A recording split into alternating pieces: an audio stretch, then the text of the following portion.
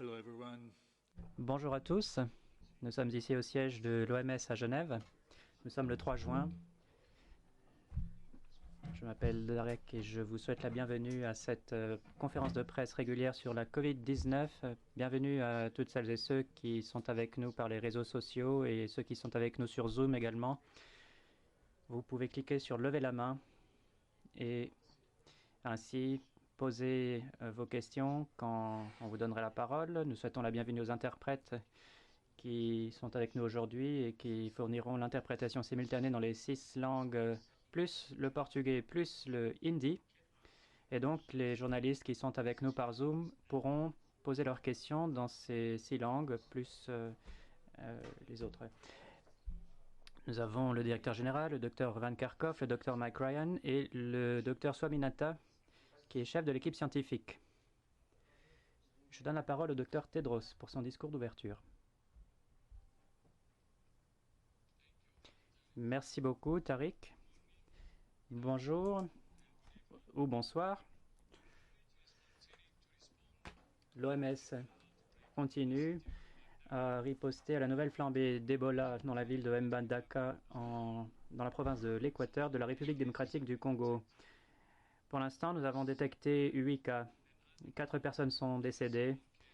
Les 4 autres sont en traitement. Soyons clairs.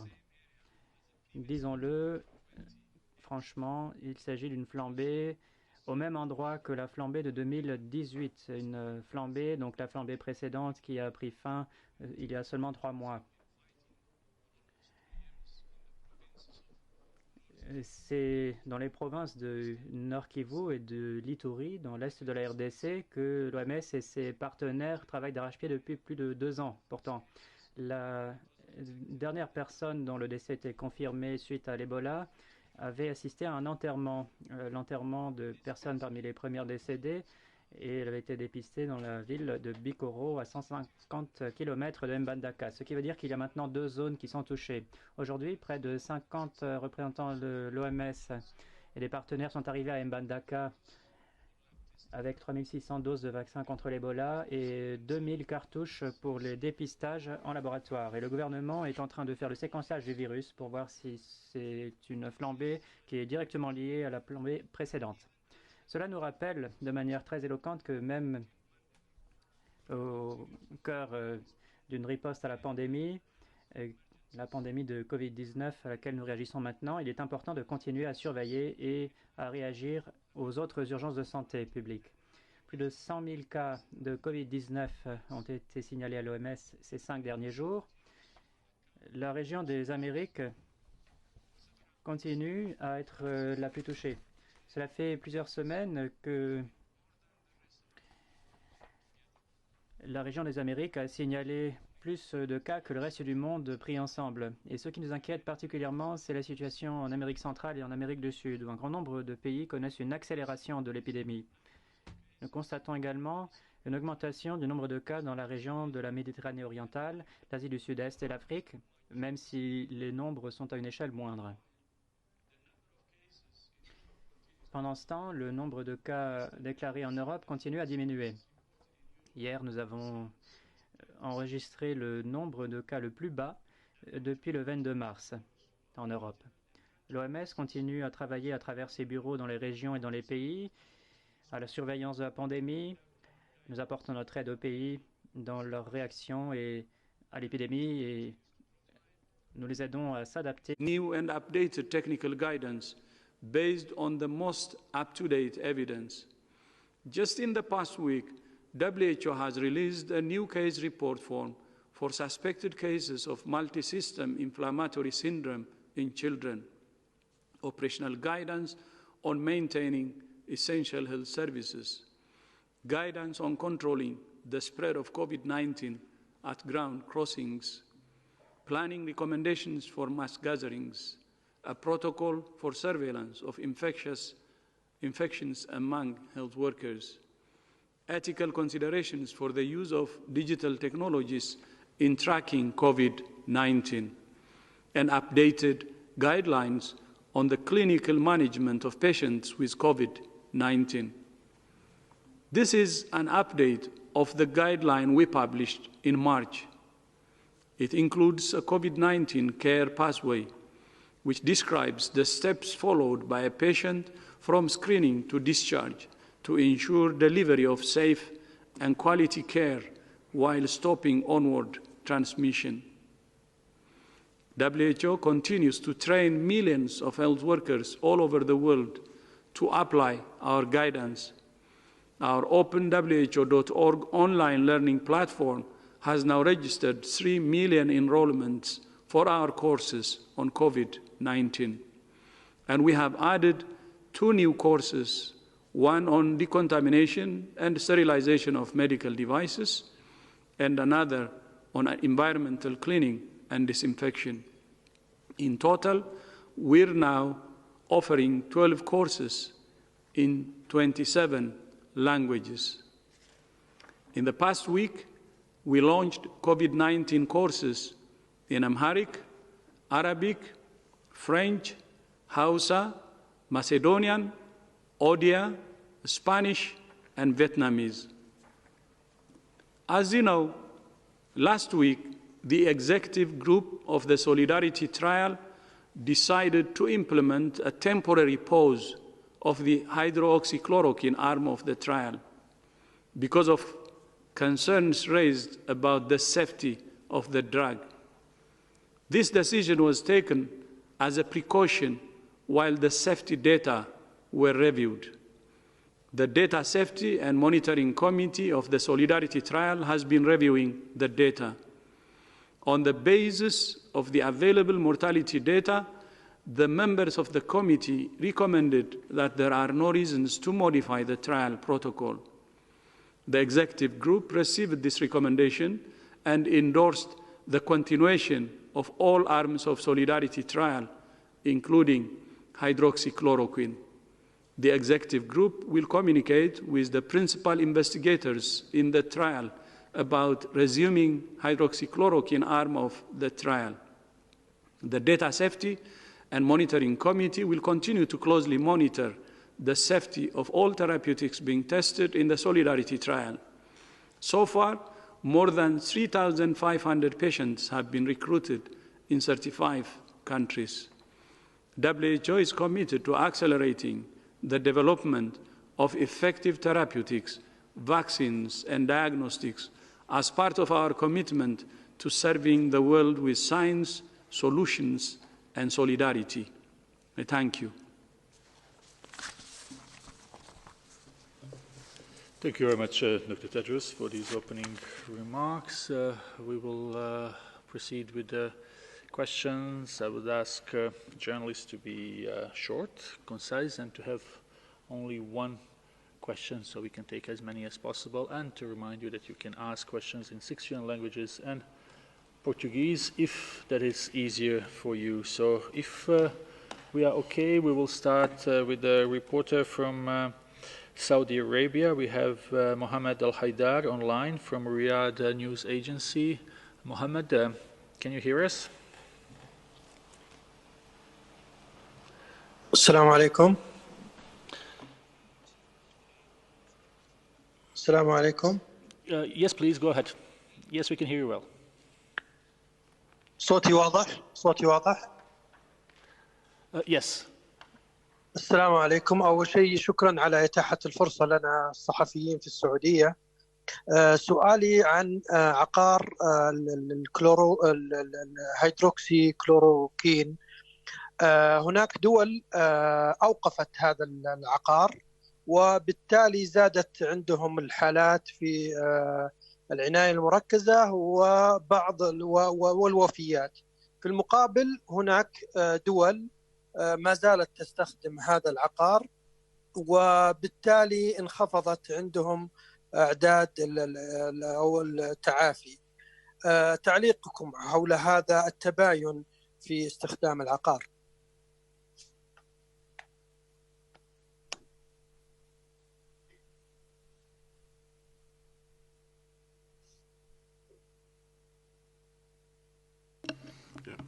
Maybe I can start, and Dr. Sumia can supplement. I think Well, I respect the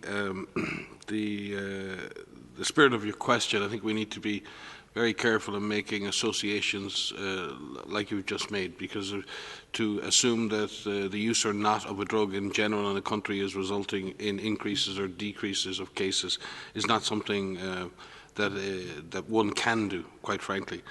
What we have done as WHO and many other researchers around the world and national authorities have done is put in place randomized controlled trials in order to test which drugs are effective and which drugs actually help patients and save lives. We thank all our partners around the world who are participating in the Solidarity trials, but there are other recovery trials and other discovery trials happening right around the world to look at what are the most effective drugs in use right now against COVID-19. With regard to the specific issue of hydroxychloroquine in this trial, Sumia may wish to add more detail regarding that. I think just to add to what Mike said, as of now, there's no evidence that any drug actually reduces the mortality in patients who have COVID-19, and in fact, it's an urgent priority for all of us to do the needed studies, to do the randomized clinical trials in order to get that evidence as quickly as possible. So WHO is very much in favor of and encourages the continuation of randomized trials that are looking at different drugs to reduce mortality, but also to reduce the severity of the illness. And these are the big public health questions that we are trying to answer. And again, to repeat what we've been saying all along, observational studies have limitations. You can do analyses, but there are so many potential biases in the way that patients are managed in a regular clinical setting, that the only way to get definitive answers is to do well-conducted randomized trials. And it's particularly important in emergency settings to do these, because that's the only way to find out what really are those drugs or those strategies that will reduce death, that will reduce illness, that will reduce infection rates in communities. And we should be guided by the science and by the evidence. Many thanks for this. Now we will go to Brazil, to Lara Pinheiro from Globo. Lara? Hello, can you hear me? Yes. Good afternoon. Thank you for taking my question. My question is actually about the new drug, which Russia claims they have, which Russia actually approves to treat COVID-19. And they claimed it was effective against it, but I want to know what the current position of WHO is. And also, they said that the number of patients tested for it was 330 people. I wanted to know also if this was a big enough sample to actually test a drug's effectiveness. Thank you.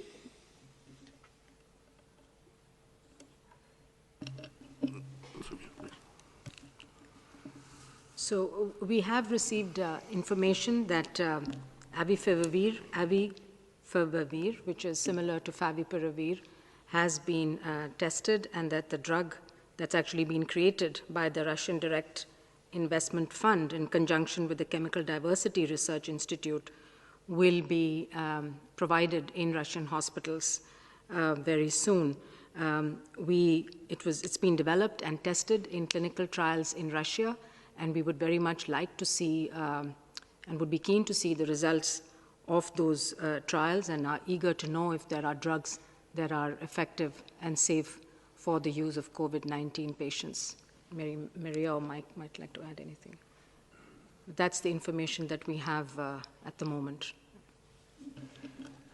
Thank you, Dr. Swaminathan. Next question comes from All Africa News, and we have Tammy online.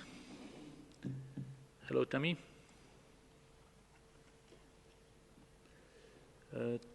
Would you be able to unmute yourself, please? Hello, yes. Yes, it's okay now. We can hear you.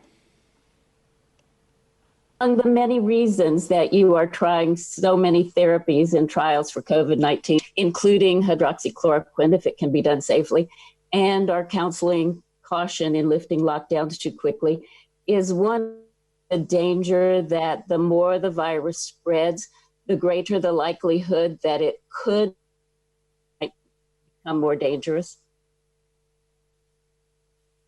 I mean, can you just repeat the question? You just got broken at the end of your question. Yes, sorry. You heard the first of the first.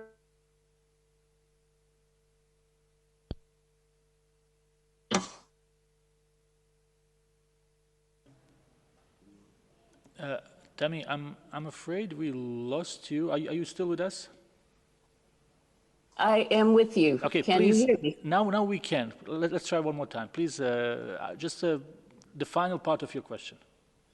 Okay, just the last part is among the reasons that you're doing all the things that you're doing, the danger that the more the virus spreads, the greater the likelihood that it could mutate and might make it more dangerous? Or is that a concern behind the many therapies you're trying and the advice that you're giving on various levels? Thank you very much, Tammy. We finally got the question. Thank you, Tammy, for the question. I'll start, and perhaps others would like to supplement. I mean, the first part of your question around the more the virus spreads, there's the more of a chance that it can mutate. We've been discussing here at these pressers that there's a large number of scientists and virologists who are looking at full genome sequences of the virus that are available, that are being shared by countries all over the world. There are more than 40,000 full genome sequences that are available. Some of those are available on GISAID, and some of those are available on other platforms, in which scientists are looking to see, are there changes in the virus? And as it is a coronavirus, it is an RNA virus, there are normal changes in this virus that one would expect over time. None of these changes so far indicate that the virus itself is changing in terms of its ability to transmit or to cause more severe disease. But there are many people who are looking at this and are looking at the fine details of the sequence itself to follow up and to discuss whether or not any of these changes can reflect a change in its behavior. But I do think an important point, not related to the sequence, and your question about with the more time that this virus circulates, can it become more dangerous?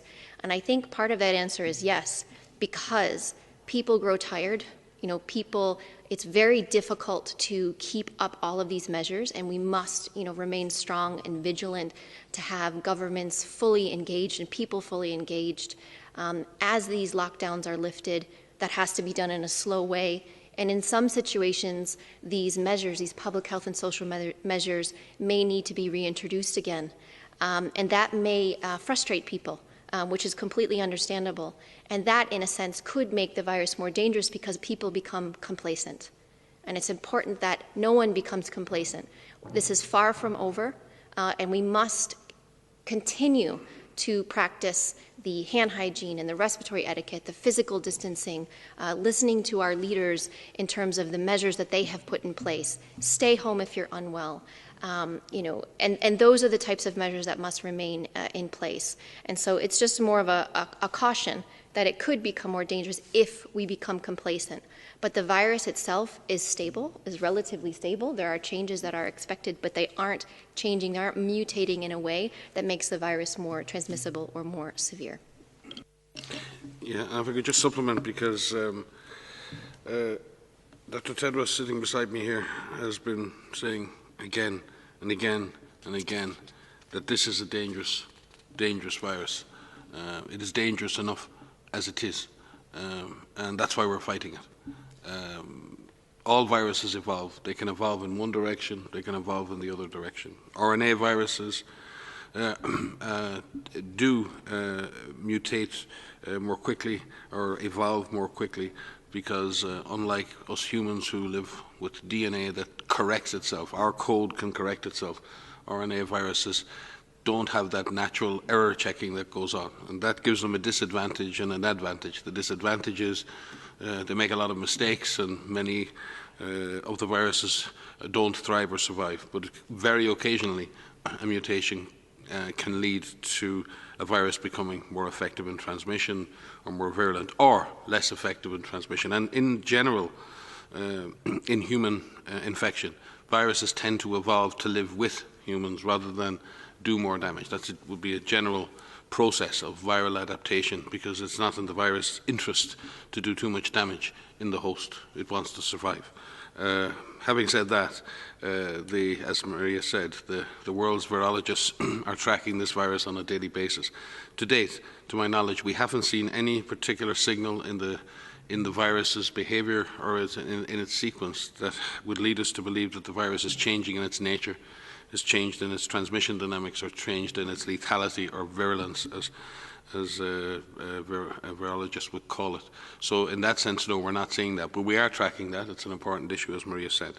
But this is already a dangerous virus, and we have been saying that consistently for months now. Many thanks. We will go now to Mexico and Paulina Alcazar from Encadena. Paulina. Hello, ¿me escuchan? Sí.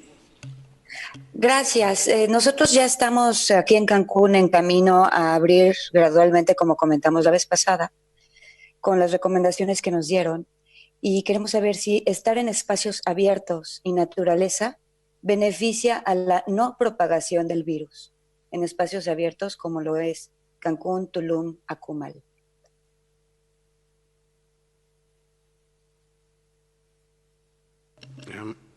I can begin and Maria can follow. I think this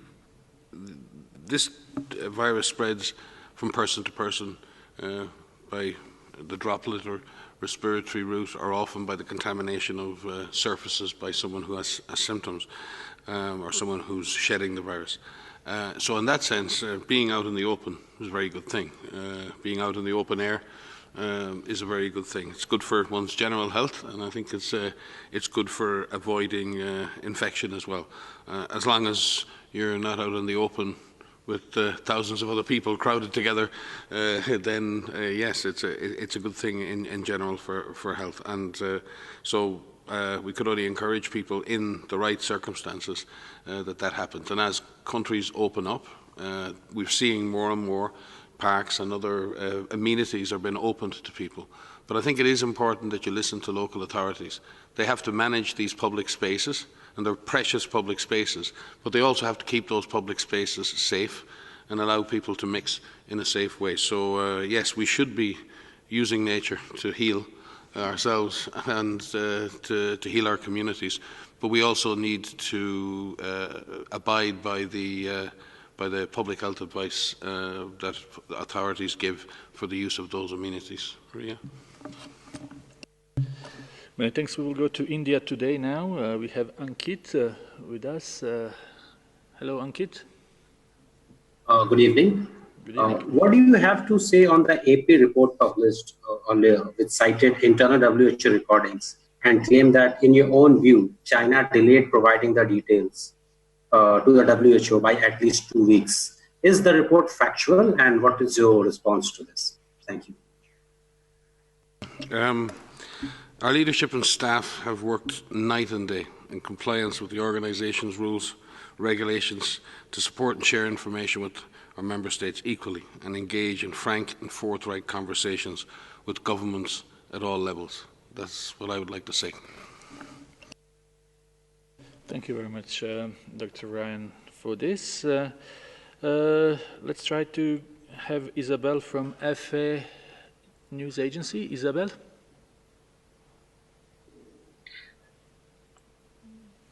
Hello, do you hear me? Yes. Gracias, Tari. Quisiera preguntar por qué la situación es tan mala en Sudamérica y Centroamérica, a pesar de que muchos países de estas regiones implementaron medidas de contención muy temprano, incluidos confinamientos estrictos. Y en relación a esto, quisiera saber, a partir de lo que sabemos del comportamiento del virus en otras regiones del mundo, ¿qué recomendarían a los gobiernos latinoamericanos para detener la propagación del virus? I can begin. I think first of all, when we look at Latin America in general, it's important, and the Americas in general, it's important to distinguish that, as happened in Europe, as happened in Southeast Asia, the epidemic is not at the same stage of development in each and every country. The small island states in the Caribbean have done a superb job in containing the virus and in stopping disease and in saving lives. But we are very concerned about Haiti at the moment because of its unique circumstance, its unique fragility, and the fact that the disease is accelerating in a highly vulnerable population. And I think you can say the same on each sub-region for the Central America. Similarly, we are concerned about the disease situation in places like Nicaragua. However, we're seeing a different scenario in other countries. Similarly, in South America, we see increasing continued intense community transmission in places like Peru, in Brazil, and in other countries. We might have said the same thing a number of weeks ago in Europe or in North America or other places. Why is the situation so bad? The epidemic has developed in each and every region or sub-region in a slightly different way, but what has been common to many regions has been intense community transmission. And it is clear that once that intense community transmission has been established, it's very difficult to root the virus out. And it takes a comprehensive strategy, not just public health and social measures. It requires to have a highly involved and empowered community. It requires strong coordination and governance at government level. It requires all of society approach. It requires sustained commitment. And it also, even in those situations, you see particular settings in which the disease can take off and cause a tremendous amount of suffering and death. We see that scenario in Europe and in North America in long-term care facilities. We've seen that emerge in closed settings, in detention centres, in others. So there are particular settings in which the disease can amplify and cause more difficulties. We've been saying again and advising since the beginning of this global epidemic that it's this ability to implement a whole series of measures across society that allow a country to bring a disease under control, continue to suppress the virus, and ultimately exit all of these measures. We've seen many, many, many good examples of that. And it's not that every country has done the same thing. What's been remarkable in this is that countries have done slightly different things according to their context. But what countries that have been successful have done is they've taken all of those measures. They've been very serious about community engagement. They've been very, very serious about educating people and bringing the community along with them. They've been clear in their communications. They've let the response be driven by science. They have implemented and tried to sustain surveillance and finding the virus at all times during the response, even though it's very, very difficult when you have very intense transmission. And they have focused on targeting their public health and social measures and sustaining those measures and only lifting those measures when they see indications that they're making progress. So it's not one thing or another. So in terms of advising countries in Central and South America, it's about persistence, it's about consistency, it's about making sure that your messages are clear, making sure your community is on board, and ensuring that you're driven by science, driven by the evidence. That evidence is global in the sense that there are global facts and global knowledge, but it's also local. There's a local context and there's local learning. So we need to adapt global knowledge, but we need to implement with local knowledge as well. And I think countries that have matched the global science with their local knowledge, and they've been consistent and persistent in that, they're the ones that have had success. So there is no absolute recipe for success. There is no SOP. There is no algorithm that gives you success against this virus. It is a complex set of actions implemented by responsible governments, driven by science, who are prepared to sustain their action for as long as it takes to suppress and stop this virus. If I might add, just to say, to supplement what Mike has said, that many countries in other parts of the world are exactly where countries in Latin America are right now in seeing some very intense transmission and outbreaks, and we can learn from them, and we can learn from each other. And what we've seen in many countries where the situation just seemed overwhelming, where it was unclear where exactly the virus is, it just seems like it's everywhere. What we've seen many countries do is target their efforts and prioritize their efforts to find out where's the highest concentration of this virus, where's the highest concentration of the virus itself circulating. And what we know about this virus is that it likes close contact with people.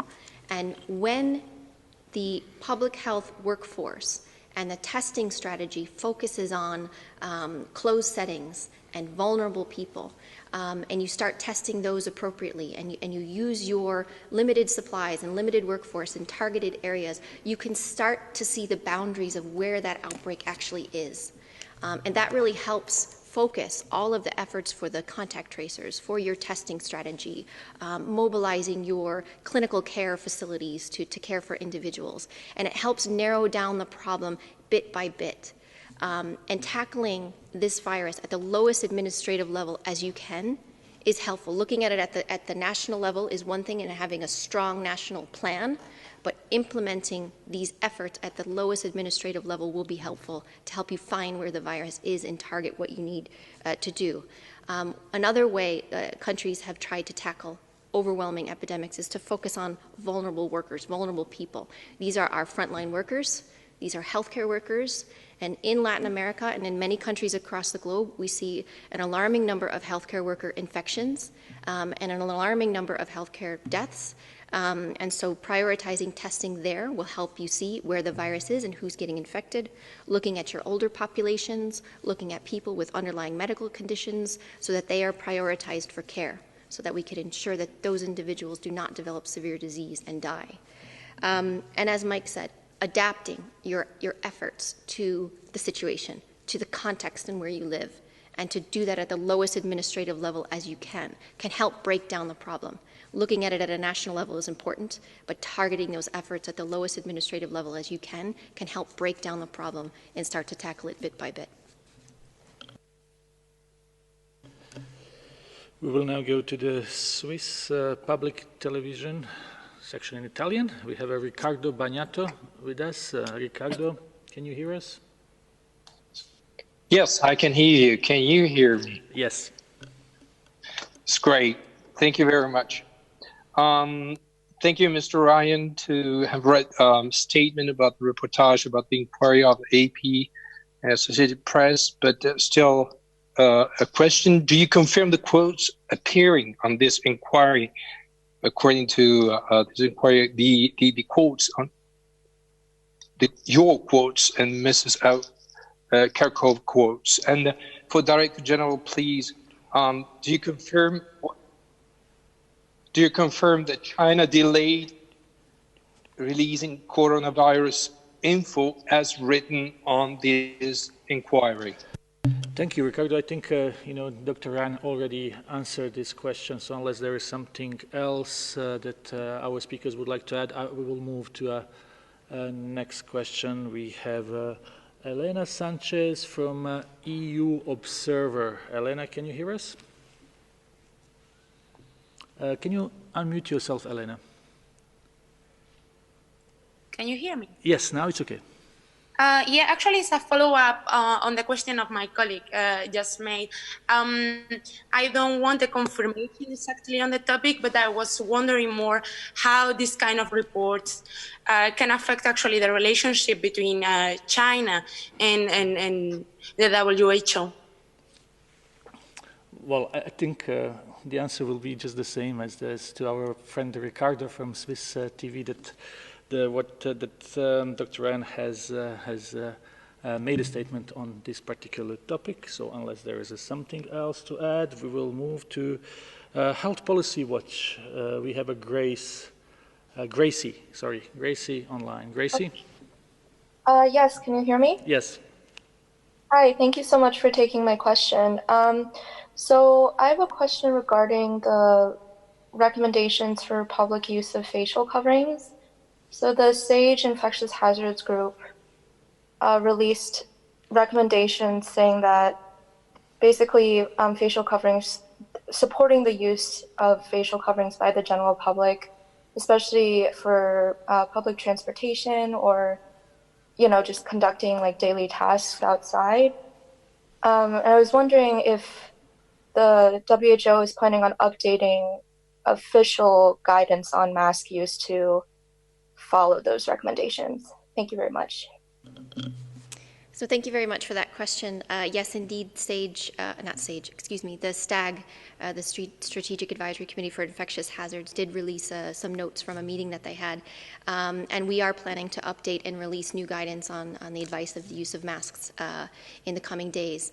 But just to outline that WHO works with a large number of groups, including the STAG, as well as expert networks that are global expert networks and guideline development committees and civil societies to evaluate all available literature on a variety of topics, including the use of masks. But I think what is important is from our April 6th guidance, what we did put out and what we continue to say is that masks alone are not enough. Masks must be used as part of a comprehensive strategy for COVID-19, including all of these public health measures, test, treat, isolate, trace and quarantine contacts, all of these measures. And in our April 6th guidance, what we did is outline a number of situations and support for decision makers in taking decision about how and where masks could potentially be used. And in that guidance, we outlined areas and settings where, for example, physical distancing couldn't be achieved, that a mask could be considered.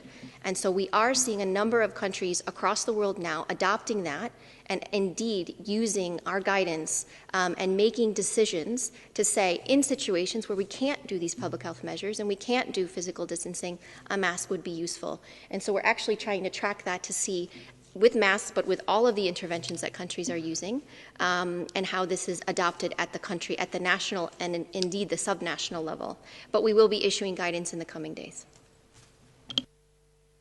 And just to add in that context, and to confirm what Maria said, we have said in this presser on a number of occasions that we would fully support countries implementing broader use of masks in specific contexts as part of a comprehensive strategy.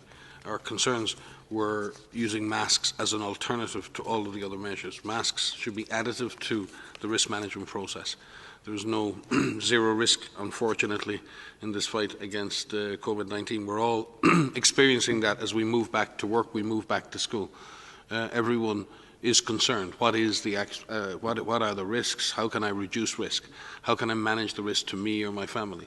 We see masks as part of that continuum of risk management, not as an alternative to public health intervention, not as an alternative to physical distancing, not as an alternative to surveillance, not as an alternative to lockdowns, but as part of a comprehensive, evidence-driven strategy to be able to rebuild our economies and rebuild our societal interactions. And in specific reference to the use of face coverings at general population level, and Maria is right, I mean, the team will be issuing updated guidelines across a range of issues related to masks, not just community use of masks, but I also think masks in other settings. But with regard to the use of masks at community level, they would mainly be used for the purposes of source control. In other words, for people who may be infectious, reducing the chances that they will infect someone else. And I would again reiterate that if someone is sick, if someone is symptomatic, they should be at home or they should be in a medical care facility. And therefore we need to be really, really careful with the use of masks for source control. There are always situations in which someone is unaware of their symptoms, and then the use of masks for source control could be a useful additive. But it is not an alternative. And let me say it again, it is not an alternative. Symptomatic individuals moving about within our communities is not a good thing, and masks are not an adequate way of managing that risk. The adequate way of managing that risk is supporting that symptomatic person with adequate care, ensuring that we identify all of their contacts, that their contacts quarantine for 14 days and supported in that quarantine.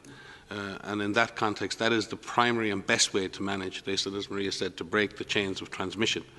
Masks are a potentially important adjunct, and many countries are using that in a very, very measured and a very, very credible and a very, very responsible way. And I think our guidance will reflect that responsible use. Many thanks, Dr. Ryan. So let's go to the next question. We have Jeremy from RFI. Jeremy? Can you hear me? Yes. All right. Thank you so much for taking my questions. Hello to everyone. I will ask my question in French, if I may. Suite à l'annonce que vous avez faite concernant l'hydroxychloroquine, le fait que vous la réintégriez dans les essais Solidarité, est-ce qu'il faut prendre ça comme un blanc-seing pour l'hydroxychloroquine, ou bien ça ne présage en rien de sa potentielle nocivité et l'OMS pourrait très bien, d'ici quelques jours, de nouveau décider de l'exclure des essais? Merci.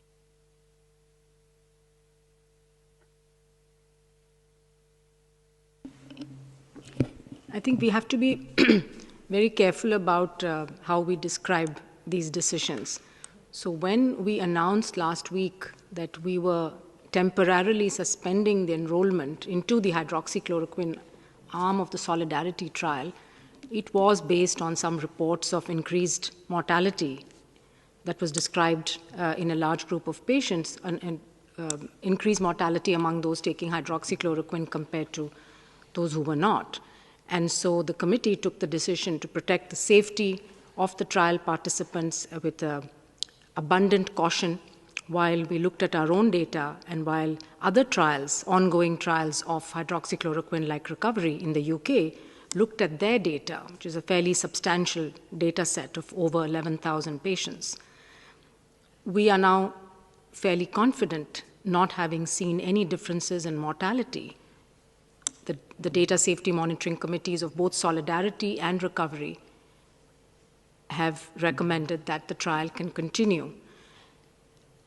We're still talking about a clinical trial that's testing this drug for its efficacy and safety among patients who are hospitalized with COVID infection. We make recommendations for the use, routine use of a drug based on evidence. We have a process. We set up a guideline development group. It reviews all the evidence. Systematic reviews are done of both randomized trials and other kinds of evidence that are available. And based on all of that, WHO then recommends the use of a drug or a strategy for a particular disease. This is the standard process. And so decisions taken about a trial are driven by what's happening within that trial, and there are committees like the Data Safety Monitoring Committee or oversight bodies like a steering committee that advise what should be done for that particular trial. And that's very different from making a recommendation for the use of hydroxychloroquine or any other drug for either treatment or for prevention.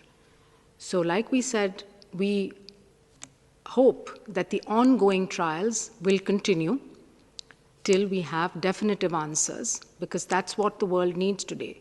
We owe it to the patients to have a definitive answer on whether or not a drug works or doesn't work, and that can only be done through well-conducted randomized trials. So we encourage the other trials to continue, of course, each of them being monitored by their own committees for safety periodically, and that's what we will do. And it's possible that in the future we make other changes in the trial. In fact, that's why it was set up as an adaptive trial design, so that we can add arms and drop arms, but all of that is done based on very careful examination of the data and the evidence.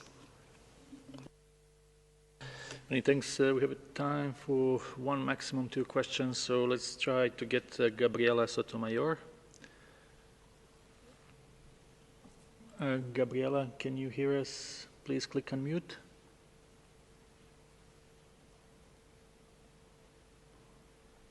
Sí. A little bit of echo, but we can hear you. Please go ahead. ¿Me oyen bien? Yes. Ok. Muchísimas gracias. Hablaban de esta situación en América Latina y yo me refiero a México, y sigue una alta mortalidad en ciudades como la de México. les quiero preguntar si piensan que la contaminación ambiental, que es muy alta en varias ciudades del país, pudiera tener algún efecto en el COVID, en la enfermedad de los pacientes, y si ustedes consideran que, por ejemplo, altas dosis de vitamina D, de Daniela, y de vitamina C pudieran ayudar a fortalecer el sistema inmunológico de las personas, pues para poder resistir esta enfermedad. No sé si ustedes pudieran comentar algo sobre esto. Muchísimas gracias. On the issue of vitamins, I don't believe there's any specific evidence that vitamins prevent or can treat COVID-19. But, however, there are many things that we can do to keep our bodies healthy and will allow us to deal with any infectious disease in a more effective way. So a healthy diet and sometimes supplementing those diets with appropriate vitamins is a very positive way to keep oneself healthy. But I do not think it's possible to say that any particular vitamin concoction or any other, for that matter, is associated with better outcomes in COVID-19. However, I'm sure we can refer to, we're tracking so many different studies around the world at the moment on the use of specific therapies, but I'm not aware of vitamins being used as a supplemental therapy in any of the trials that are currently underway, but we can check that. With regard to air quality, again, I think it's difficult to make associations. There's no question that poor air quality is associated with chronic lung disease and chronic obstructive pulmonary disorders.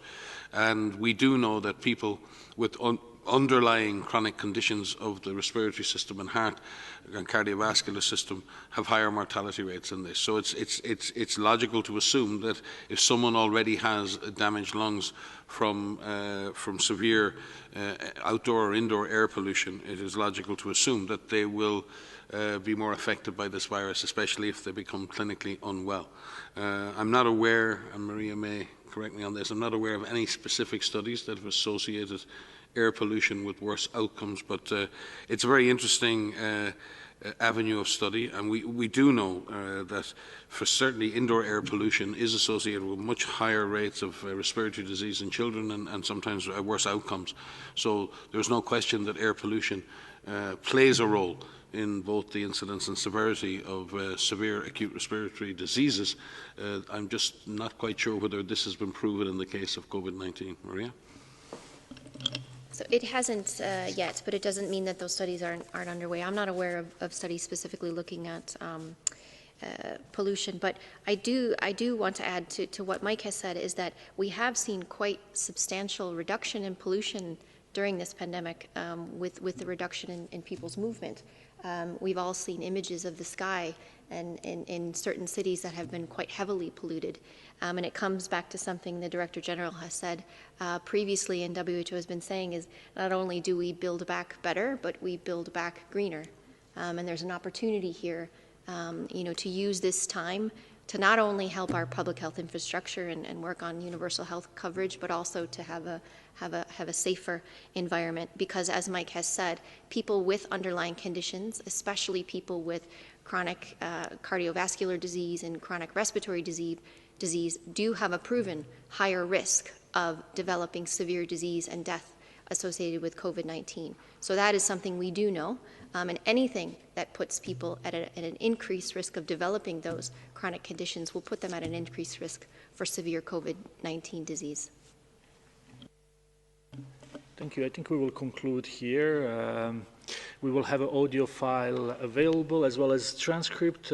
We also sent you a number of news releases, feature stories coming on different topics, not only from the headquarters, but also from our regional offices, as well as invitation for the press conferences that are held by our different regional offices. So you're welcome to listen to that as well. And from my side, I wish you a very nice day and evening. Thank you. Thank you, Tariq, and thank you all for joining. Thank you so much.